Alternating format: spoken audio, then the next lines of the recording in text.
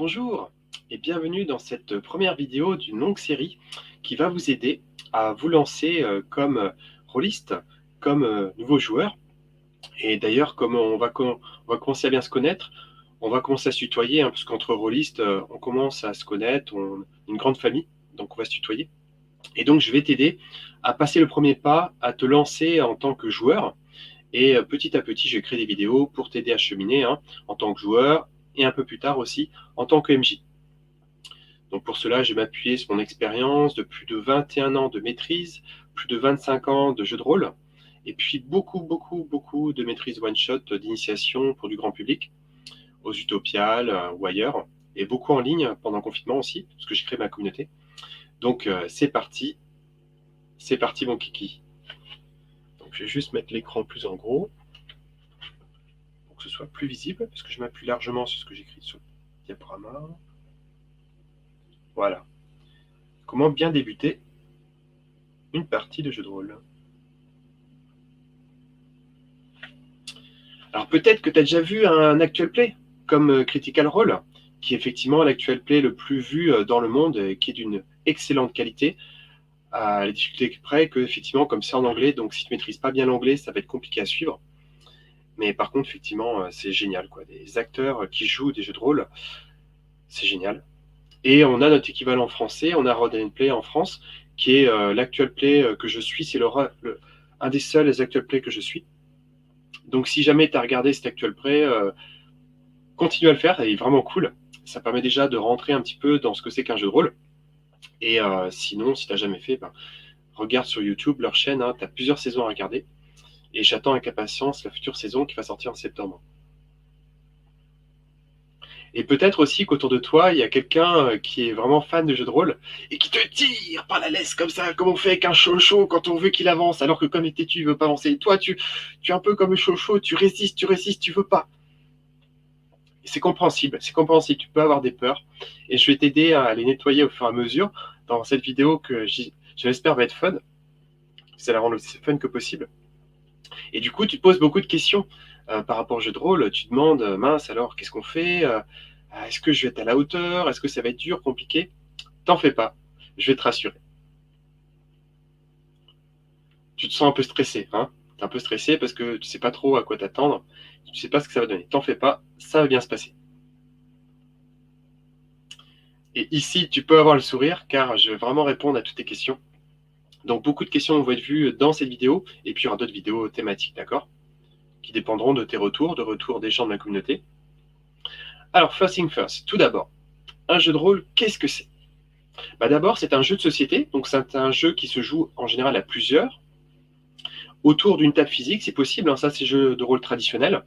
Et même si depuis une dizaine d'années, effectivement, les tables virtuelles se sont développées, et notamment pendant la pandémie, hein, beaucoup de gens ont joué en ligne.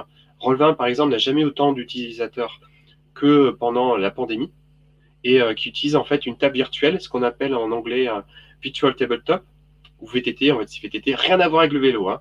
Ici, VTT, c'est vraiment une table virtuelle. Super. Et qu'est-ce qu'on va faire alors autour de la table? Ok, on est avec des gens, qu'est-ce qui se passe? Qu'est-ce qu'on fait? Et en fait, chaque joueur va incarner un personnage fictif, d'accord, comme par exemple Frodo ou Frodon dans Le Seigneur des Anneaux, et va vivre des aventures palpitantes avec ses amis, avec les membres de sa communauté, comme, et afin de réaliser des objectifs, d'accord, comme par exemple trouver l'anneau unique et le détruire.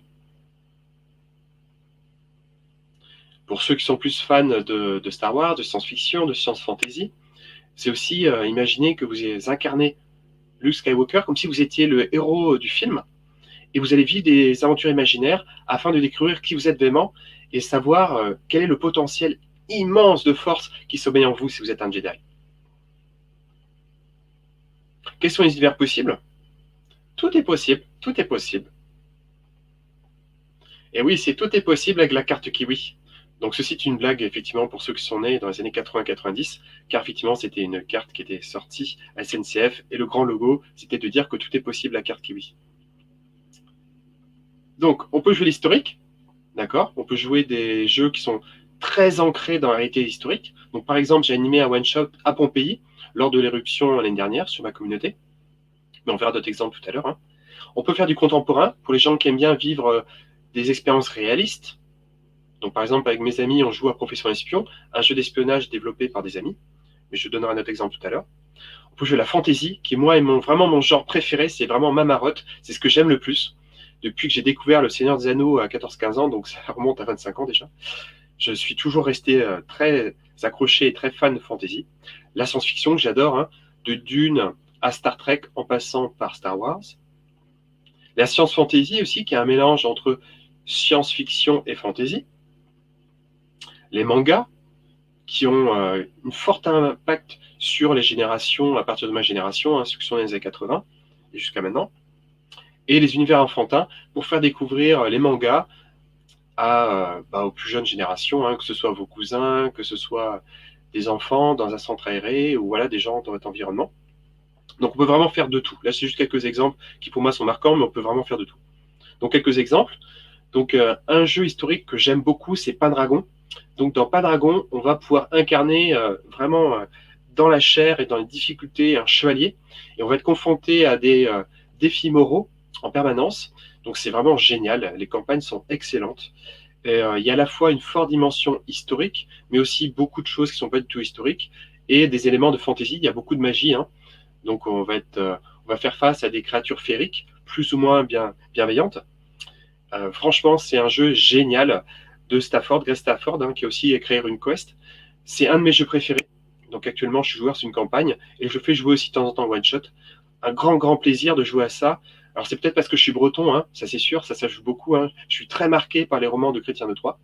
Mais quelle que soit votre région d'origine, c'est génial. Un autre jeu génial d'influence historique, c'est Antica, qui se passe dans la Grèce antique. Et effectivement, c'est dans une Grèce antique mythologique, hein, dans laquelle vous allez pouvoir affronter des minotaures, vous allez pouvoir rencontrer des dieux comme Athéna, comme Arès. C'est génial aussi. J'ai eu la chance de pouvoir y jouer avec un ami récemment dans ma communauté. C'était vraiment très cool. Moi qui adore la mythologie grecque. Et d'ailleurs, il y a une extension de Donjons Dragons qui est très inspirée de la mythologie grecque, qui est sortie il n'y a pas très longtemps, Theros, l'année dernière. J'ai fait jouer aussi quelques parties, les gens ont bien apprécié. Effectivement, on est bien dans une culture judéo-chrétienne, hein, dans l'Occident, donc on adore tout ce qui est grec. Moi, particulièrement, j'adore la mythologie grecque. Donc maintenant, si vous êtes plus dans le genre à aimer le contemporain, ce qui se passe de nos jours, il y a City of Mist.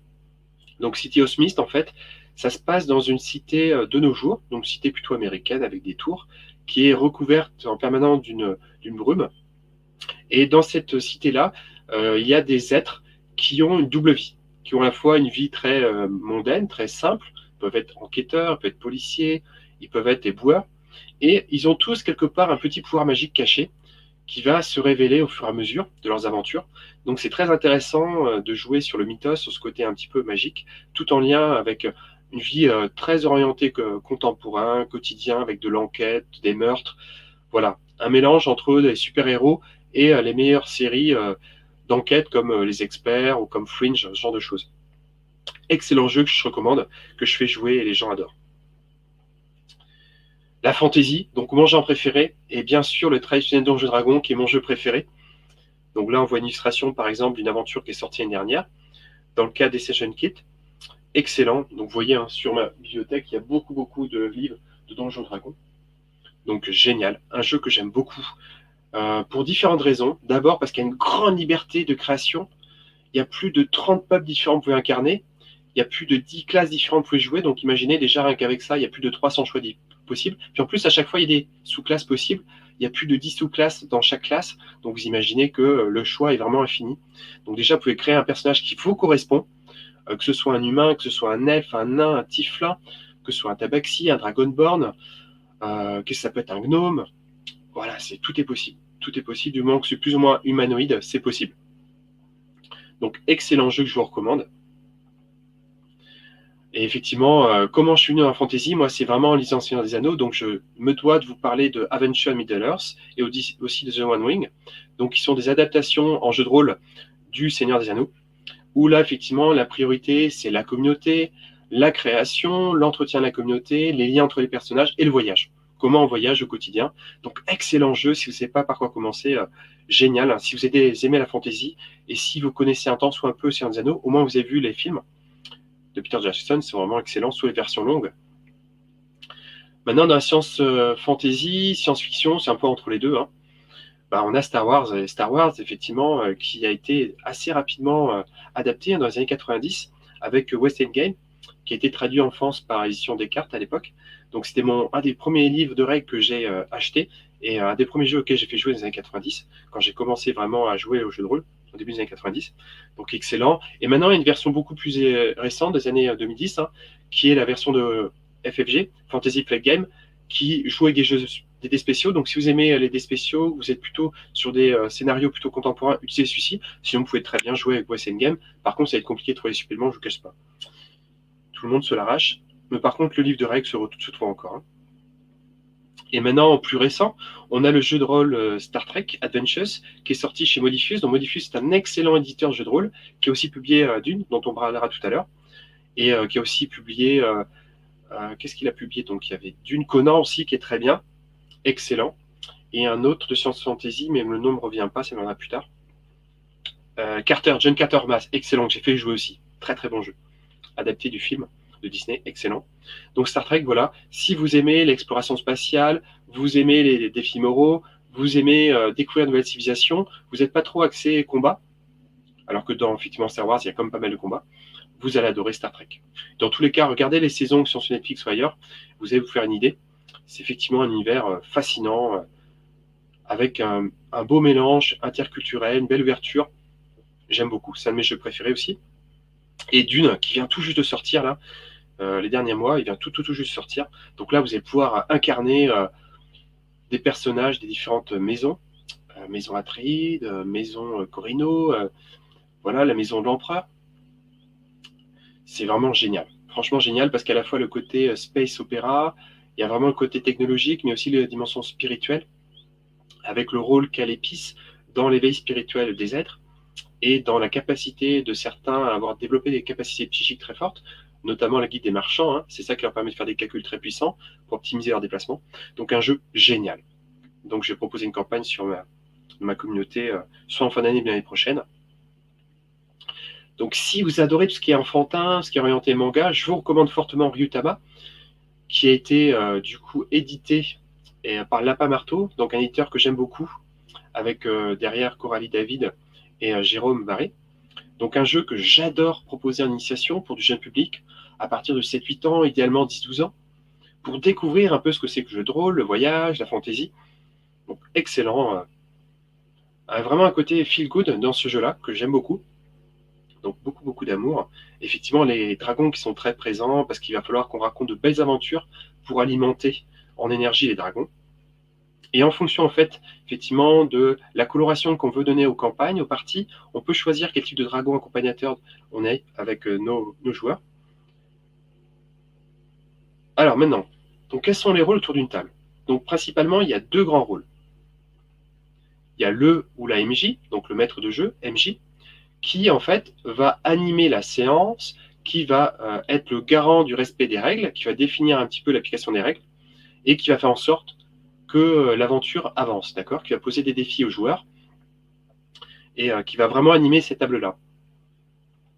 Et face au maître de jeu, il y a un groupe de joueurs qui, du coup, vont constituer un groupe, une communauté de gens qui vont essayer d'agir ensemble vers, si possible, le bien commun de la communauté, le bien de l'intérêt général.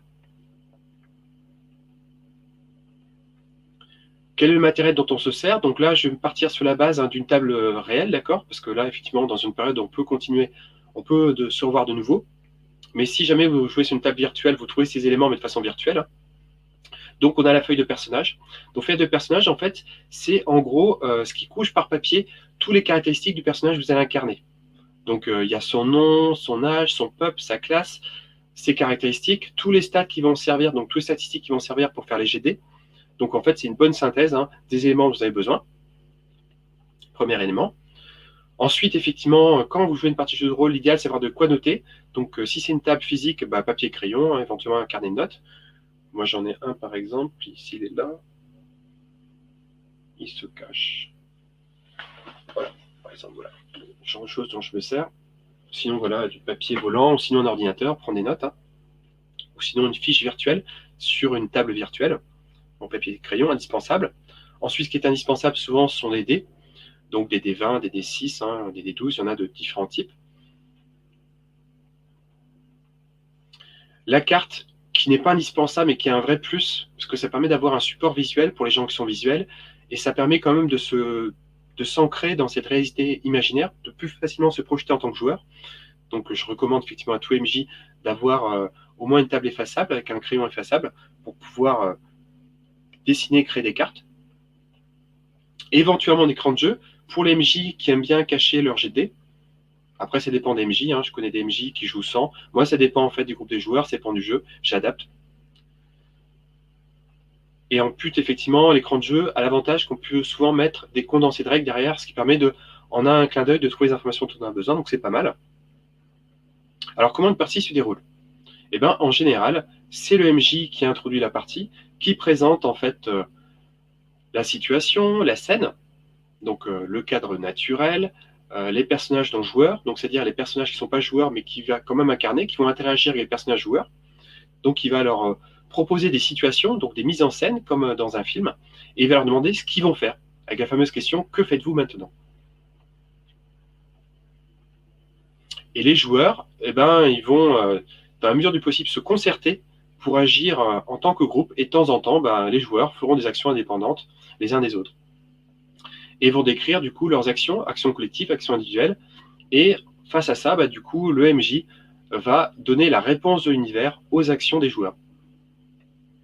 Donc en fait, vous voyez, c'est une interaction de permanence, c'est une co-construction d'une aventure, d'une histoire imaginaire ensemble, avec l'ensemble du MJ et des joueurs. Donc effectivement, l'MJ, en fait, c'est un joueur un peu particulier qui a plus de responsabilités, mais c'est aussi un joueur qui est là pour prendre du plaisir, bien sûr. Et l'objectif, en fait, c'est de passer un moment entre équipes. Voilà. Et en fonction de ce que disent les joueurs, il peut y avoir en fait des situations qui sont incertaines, qui nécessitent en fait un GD. Et dans ce cas-là, bah, il va demander de faire un G, par exemple, d'endurance, un G d'agilité, un G de force, d'accord? Donc, quels sont les bienfaits d'une partie de jeu de rôle? Le premier gros avantage qu'on redécouvre encore de façon encore plus forte avec la pandémie, ça permet vraiment de se sociabiliser en passant du temps avec des gens qu'on apprécie. Donc ça, c'est important. C'est important, nous sommes des êtres sociaux, nous avons besoin de liens humains assez forts.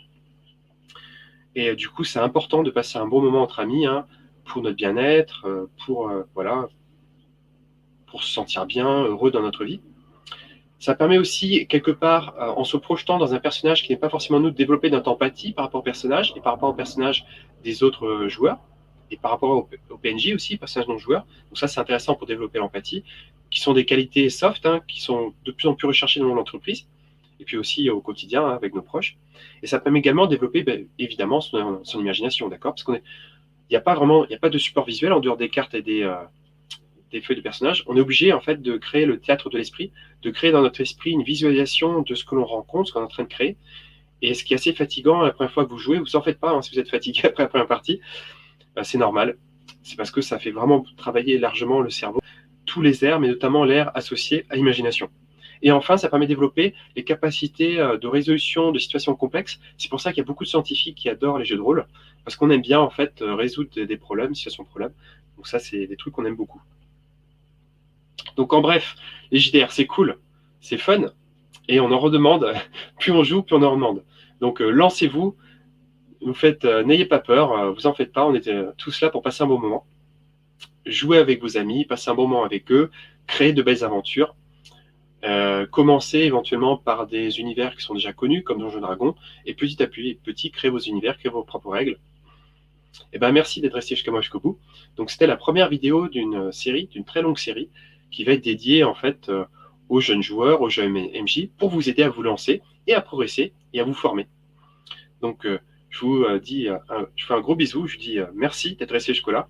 N'hésitez pas à laisser un commentaire pour qu'on reste en contact. Sinon, envoyez-moi un message à albanlefol@gmail.com, albanlefol@gmail.com. Merci beaucoup, gros bisous, je vous aime. Bisous.